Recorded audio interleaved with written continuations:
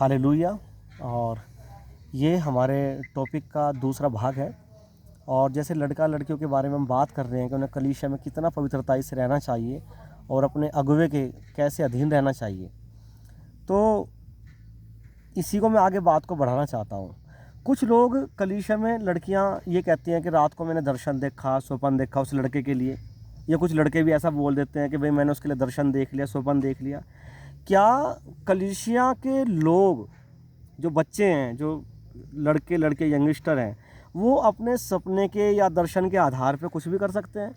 हाँ या बाइबल ऐसा क्या, इसके बारे में क्या बताती है पास्टर जी, कि क्या वो बिना परमेश्वर के दास के, बिना परमेश्वर के दास के विजन के, बिना परमेश्वर के दास को, क्योंकि होली स्पिरिट परमेश्वर को बताएगा पहले कि उनके लिए क्या अच्छा है, या वो खुद से उनके दिमाग में ये बातें आ जाती हैं? तो मैं ये जानना चाह रहा हूँ पास्टर जी कि बहुत सारी प्रॉब्लम बड़ी है कि जी 99% जी लड़कियां या लड़का इस बात को बोल देते हैं कि भी जी मैंने दर्शन देखा है, जी बस और पास्टर से यही आके पूछते हैं और इस बात में लड़ते हैं या कलीसिया के प्रति विरोधाभास में चले जाते हैं। जी तो ये क्या है?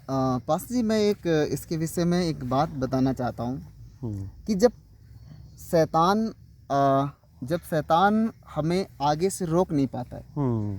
तो वो पीछे से धक्का मारता है, हम्म। ताकि इंसान उस चीज़ को जो वो करना चाहता है तैयार नहीं है, हम्म। पर शैतान उसको कुदा देता है। हम्म। और उसको लगता है जैसे एक परमेश्वर का कोई भी जन हो हम्म। और उसने किसी को देखा प्रचार करते हुए, उसके अंदर एक धारणा आ गई कि नहीं, मैंने भी करना है प्रचार। हम्म। और उसके बाद होता क्या है कि वो तुरंत कूद जाता है हम्म। और वो शुरू कर देता है, हम्म। पर वो सीखा नहीं होता है हम्म। और उसको वो गिर जाता है। नहीं, जैसे तो मैं कहना चाहता जैसे हूँ, लड़कियां कहती है भी दर्शन देख लिया मैंने, जी जी, या लड़के मैं बोल देते मैं हैं। आ रहा हूँ उसी पे। हम्म। तो मैं ये कहना चाहता हूँ कि जो भी ऐसा कहता है, हम्म। क्योंकि परमेश्वर हमारा गड़बड़ी का परमेश्वर नहीं है। हम्म। और ये क्लियर मैं कर देना चाहता हूँ कि कभी भी परमेश्वर ये दर्शन नहीं देता है हम्म। कि ये इस लड़के से तेरी शादी होगी या उस लड़के से तेरी शादी होगी। मतलब आप ये कह रहे हैं कि परमेश्वर कलीसिया के लोगों से बात नहीं करेगा, पहले परमेश्वर अपने दास से बात करेगा बच्चों के बारे में। जी, परमेश्वर का दास, परमेश्वर का दास इस बात को प्रार्थनाओं में रखेगा, ये परमेश्वर के ऊपर ये बात होती है।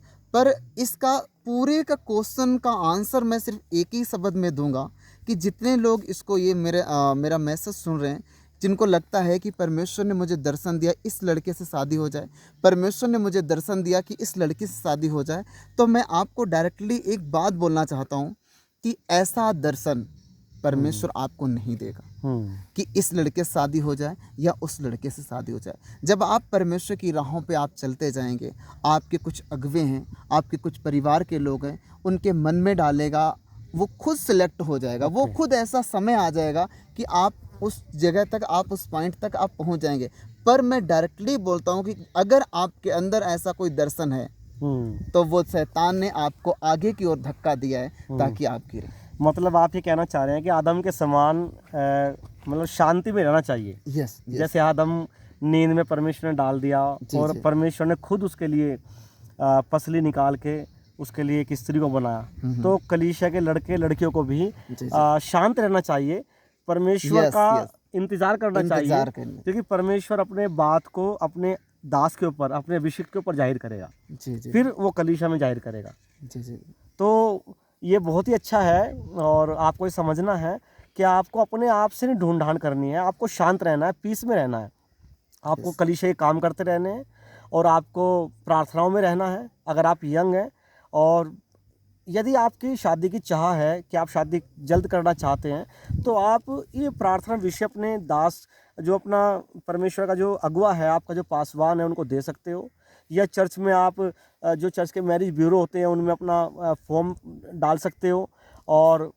ऐसे आप कर सकते हो। लेकिन खुद से नहीं भागना है, क्योंकि खुद से अगर आप ढूंढोगे, जैसे याकूब ने ढूंढा, तो उसको ज़्यादा स्ट्रगल करना स्ट्रगल पड़ा, करना पड़ा, है ना? संघर्ष करना पड़ा 14 साल। और हम्म। पास जी, अगर हम बाइबल को स्टडी करते तो उसको 21 साल, 20 साल वो उसको स्ट्रगल एक करना शादी पड़ा, के लिए उसको 21 साल तक। 21 साल तक ओह जीसस। अपने एक व्यक्ति अगर पढ़ाई शुरू करे तो 21-22 साल में अपनी पढ़ाई को कंप्लीट कर सकता है। होता क्या पास जी, जैसे कि कुछ लोगों के अंदर आया कि नहीं, मुझे इस लड़की से शादी करनी है, मुझे इस लड़के से शादी करनी है। अब उन्होंने हाई स्कूल में पढ़ना शुरू किया, +2 में पढ़ रहे हैं, और जब तक 4 साल हुआ, 8 साल हुआ, और वो 8 साल फ़ोन पे, 8 साल वो अलग ही दुनिया में वो अपना टाइम को बर्बाद कर देते हैं। और जब टाइम आता है तब वो काम नहीं हो पाता। मेरे प्रिय भाई बहनों, मैं इस चीज़ में मैं आप एक ही बात कहना चाहता हूँ कि अपने परमेश्वर का जन जो आपके लिए खड़ा किया गया, अगर आपके अंदर ऐसी बातें आ रही हैं तो ये सही नहीं है, और परमेश्वर के दास से इसको आप पूछ सकते हो। और सबसे बड़ी बात है कि परमेश्वर की अगुवाई आपके हृदय में क्या रही। मैंने डायरेक्टली आपको बता दिया, इसमें कुछ भी समझाने की बात नहीं है कि अगर आपके अंदर आ रहा है, दर्शन देखा है, तो वो दर्शन परमेश्वर नहीं देता है। या आपकी शादी, आप कंफ्यूज हैं, आपके घर के लोगों ने आपके लिए बोला है कि चलो इस लड़की की शादी होगी, उस लड़के से शादी होगी, तो इस चीज़ को आप परमेश्वर में आप पूछ सकते हैं, और परमेश्वर आपको जवाब देंगे कि नहीं, हाँ ये सही है या ये गलत है। ये परमेश्वर का काम है। पर कभी भी आप अपने टाइम को बर्बाद नहीं करना है, क्योंकि ऐसा दर्शन आपके समय को, आपके गोल्डन टाइम को वो रद्दी कर देता है। तो पास्टर जी, एक सवाल मैं आखिरी आपसे करूंगा और आप 2 शब्दों में उसका जवाब दे सकते हैं कि क्या जितने भी सेवा कर रहे हैं प्रभु के दास सेवक लोग, तो क्या सभी के ऊपर आंख बंद करके हमें विश्वास कर लेना चाहिए कि भाई सभी अभिषिक्त हैं, या फिर हमें ये बात बाइबल से ढूंढनी चाहिए कि नहीं, हमें आत्मिक कलीसिया चाहिए, चाहे वो पास हो कलीसिया, चाहे वो दूर हो, मतलब कलीसिया आत्मिक अभिषेक से भरी हुई हो। इसका महत्व एक विश्वासी के जीवन में क्या होता है, एक अभिषेक जन का, अभिषेक कलीसिया का महत्व, उससे क्या ब्लेसिंग जीवनों में आती है? पहली बात तो अगर हम कलीसिया का शब्द लें तो वो परमेश्वर की बॉडी है, और जो परमेश्वर की बॉडी है वो आदि से काम कर रहा है परमेश्वर, और आज भी काम कर रहा है वो, तो वो जीवित है। और जो जीवित नहीं है चर्च, वो चर्च ही नहीं है, ये रियलिटी है। ओके। दूसरी बात है कि हम परमेश्वर के कैसे हम जाने कि ये कलीसिया जीवित कलीसिया, और कैसे हम जाने कि ये कलीसिया जीवित नहीं है। सबसे पहले उस चर्च में आत्माएं बचनी चाहिए। हीलिंग हो रही, ये मायने नहीं रखता। परमेश्वर के दास पे क्या अभिषेक है, ये भी मायने नहीं रखता। लेकिन सबसे बड़ी जो बात है कि वहाँ आत्माएं बच रही हैं, परमेश्वर के लोग बच रहे हैं, परमेश्वर के लोग बढ़ रहे हैं। वहाँ के आने के बाद लोगों की जिंदगियां बच रही, वो सेल्वेशन को पा रहे हैं, जीवन बदल रहे हैं, जीवन बदल लोग रहे नशे छोड़ रहे हैं, गालियां छोड़ रहे हैं, व्यवहार अच्छे हो रहे हैं, यस। ये वाली चीजें। जैसे ये आप उस कलीसिया में जाते हैं, पास्टर साहब, एक भाई मेरे चर्च में आए, और मैंने जब 1-2 बार आए वो, और दूसरी बार वो हमसे मिले, तो उन्होंने कहा कि मेरा प्रार्थना का टाइम ऑटोमेटिक बढ़ गया। उन्होंने कहा मेरे अंदर ऐसी चीज़ें थी जो मैं आज तक नहीं छोड़ पा रहा था, बिल्कुल मैं आज़ाद हो गया उन चीज़ों से। तो मैं कह सकता हूँ कि बहुत से परमेश्वर के दास के वचन आपको प्रभावित कर सकते हैं, आपको इफेक्टिव बना सकते हैं, वो प्रभावित कर सकते हैं, पर चेंज नहीं कर सकते हैं। वो चेंज इसलिए नहीं कर सकते हैं क्योंकि बाइबल कहती कि तुम पृथ्वी के नमक हो, और जो वचन है वो 2-धारी तलवार है। अगर एक परमेश्वर का सेवक प्रचार करता है किसी भी वचन को लेकर, तो वो तलवार जो बिलीवर्स को काट रही है वो आपको भी काटेगी। मतलब काटने का मतलब है कि वो बातें जो परमेश्वर का जन बोल रहे हैं, अगर वो उस वचन पे खड़ा नहीं है, तो उसकी कलीसिया के लोग बचेंगे नहीं। उस वचन का कोई भी महत्व, कोई भी प्रभाव उन लोगों पे नहीं पड़ेगा। प्रभाव पड़ सकता है, पास्टर साहब, प्रभाव पड़ सकता है, पर वो बदल नहीं सकते। और वही वचन जो उनको दे रहा, उनको भी कायल करता है, और उस परमेश्वर के दास को भी वो कायल करता है।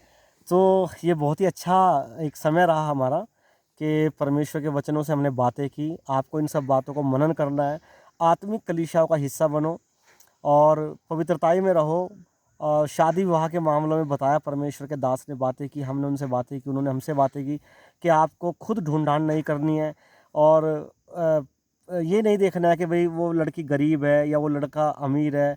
ऐसे भी नहीं, आपको केवल वर्ड के अनुसार आपको चुनाव करना है और कलीसिया आत्मिक होनी चाहिए। आपको अपनी गिविंग दिन रखनी है, पास्टर सुसमाचार साहब, प्रचार को आपको बढ़ाना है। पास्टर साहब, मैं एक और बात करना चाहता हूँ कि बहुत से ऐसे लोग हैं, जो बहुत से लड़के हैं, बहुत सी लड़कियां हैं। लड़के ये कहते हैं कि परमेश्वर ने मुझे ये दर्शन दिया, परमेश्वर मुझसे बात कर रहे हैं, और फिर वो किसी लड़की को बोल देते हैं या किसी लड़के को बोल देते हैं कि मैंने तुमसे शादी करनी है, और उनके सामने अपनी पवित्रताई, अपनी धार्मिकता दिखाते हैं कि मैं ऐसा प्रार्थना करने वाला हूँ, मैं इतनी दुआओं को करने वाला उनको हूँ। प्रसन्न करने के लिए उनको कि वो भाई प्रसन्न करते हैं और उनके सामने बताते हैं कि ऐसा है। पर उस बहन को, उस भाई को ये सोचना है कि ये प्रार्थना तो कर रहा है, ये सब लड़के लड़कियों के बारे में तो बता रहे हैं, पर ये व्यक्ति खुद वो काम कर रहा है। मतलब एक लड़की, एक लड़का ये सोच सकता है कि ये 4 आदमियों को परमेश्वर के वचन के बारे में बता रहे हैं, पर सबसे बड़ी बात यहाँ पर ये आती कि ये जो बता रहा है ये हमारे साथ वो काम कर रहा है। एक लड़की ये सोचे कि ये हमारे साथ कर रहा है और दूसरों को बता रहा है, दूसरों को सिखा रहा है, तो वो बहन, वो भाई इसमें जज कर सकता है कि ये व्यक्ति परमेश्वर की ओर से नहीं है, जिसने ये कहा नहीं मुझे दर्शन दिया है। जब वो आपकी जिंदगी के साथ ऐसा गलत खेल खेल सकता है, तो वो कैसा इंसान हाँ, कहना क्या आपका अर्थ ये है कि यदि वो व्यक्ति परमेश्वर के दास के द्वारा बात करे, जी जी, है ना, जी जी, या अपने पेरेंट्स के द्वारा बात करे तो ठीक है। अगर वो खुद से ही आत्म धार्मिकता में आकर के इम्प्रेस करने की कोशिश कर रहा है तो उसे सावधान रहना चाहिए, सावधान रहना कि चाहिए भाई ये व्यक्ति हमें मतलब एक प्रकार से हमें फंसा रहा है धार्मिकता में। सो आप इस बारे में सावधान रहें। और आप ये देखिए, अभी हम आपको दिखाते हैं कि हम कहाँ पे हैं।